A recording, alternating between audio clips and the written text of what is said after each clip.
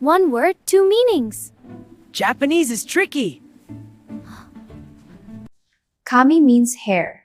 But kame also means paper. Ame is rain. And ain is candy. Hana is flower. But Hana is also nose. Hashi means chopsticks. And Hashi means bridge. Kumo is cloud. Watch out! Kumo is also spider. Kaku is to write. Kaku is also to scratch.